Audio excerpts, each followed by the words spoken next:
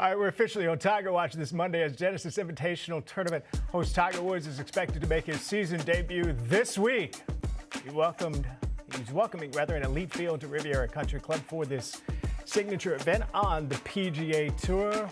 What should we expect from Tiger? A good question. Well, let's go back to what he did last year. Of course, he did tee it up at the Masters. He did not finish, so if you remember, he withdrew because of his ankle issue. He did make the cut at the Genesis last year. Had ankle fusion surgery after the Masters, came back. His first tournament after that surgery, the Hero World Challenge.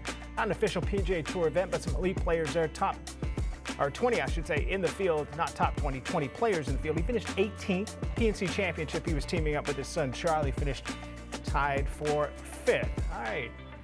Tiger Woods, it's always exciting when Tiger makes a start, but when he makes his season debut, we always ask the question, is Tiger going to win? Is he going to get his 83rd PGA Tour victory, break the all-time record? Is he going to be setting the tone for what could be an incredible season for Tiger Woods? What do you think we should expect from Tiger? It's next chapter. Whatever it is he tweeted, he did that about 2 weeks ago, and it was a little cryptic, but this is the next chapter for Tiger Woods, and I've kind of stopped putting numbers on it. It was 2.0 at one point, and it's 3.0. I'm not even quite sure what version we're at right now. I will say this. You mentioned 83 this morning in our meeting when we were talking about this, and I have to be honest with you, it stunned me a little bit. It's not as though I don't believe he can win that 83 PGA Tour title and take the record and become I would say at that point, the GOAT, the greatest of all time. We can sit and have that conversation about Jack Nicklaus.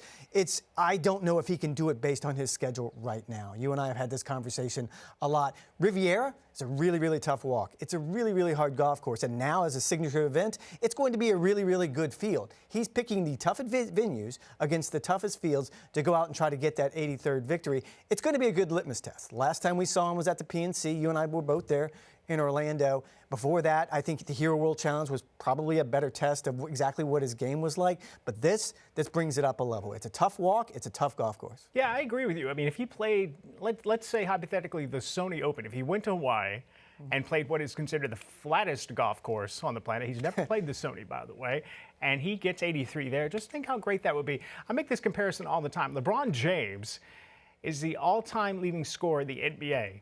When did he cross that threshold? It wasn't in a playoff game. It wasn't against the Celtics. No, it was against the Detroit Pistons. And I say that because it doesn't really matter where the venue is. When you make the accomplishment, you make the accomplishment. So, but still, let's talk about this week and what we should expect from Tiger Woods with his golf swing. You and I both were at the Hero World Challenge, and we saw a little different Tiger Woods. If you look at his swing here, because of that ankle and leg injury that he has, it's his right leg, by the way, doesn't really have a lot of push off that leg with his swing. I'm not the swing expert, but I'll play Diet Brandon Chablis here, but you can tell through his torso a lot of that energy is created, and he is strong from his waist up, very muscular right now. Can we just put that on a loop? I just want that on my screensaver as a loop, because that is a beautiful golf swing, and you're right, I don't want to put my Brandon Chablis hat on, but I remember talking with his trainer during that practice round at the Hero World Challenge, and you and I were having the conversation about it seems as if he was using his upper body more, and his trainer says it's kind of by design, that he's sort of limited in what he can do with his lower body. Now, if we started stacking swings up, all the different versions that I just mentioned, it's been a lot of lower body until recent years, and now he's using a lot of upper body to try to generate that speed. Now, the interesting thing is I think it's made him more consistent, especially off the tee. So to your point, you're right. A Sony Open, a Hilton Head, a Colonial, all of those would be a perfect fit for him now, but that's not in the cards apparently. But if he contends, and if he wins, I mean, this is a big hypothetical.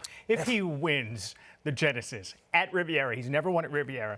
He grew up an hour away, and he gets number 83. Oh, what kind of story would that be? I'm with you on that one, and you and I both want to. Don't Debbie Downer me. I'm not. But you pointed out the obvious thing on this. He's never won here before. He hasn't even played particularly well. He's got a couple top 10 finishes. That was back in the 90s. I think his best finish since he kind of took over as the host is tied for 15th. It's just not a place, as I mentioned, really, really tough golf course. More importantly, really, really difficult walk. You and I have tried to make our way up and down that hill from 18th to the clubhouse. It's not easy for us, and we haven't had all those surgeries. Right, but after that walk, though, once you get down from the clubhouse, it's not that bad. If you're falling down the hill. By the way, Tiger is expected to have a big announcement today, 4 o'clock Pacific time, 7 o'clock Eastern time. We believe it's going to be the unveiling of his new brand. Of course, he left Nike last year and no longer with that company. What will Tiger look like when he tees it up this week at Riviera? I'm going to go out on a limb, black and red on Sunday, maybe? We'll go with I think that. that's where, all right.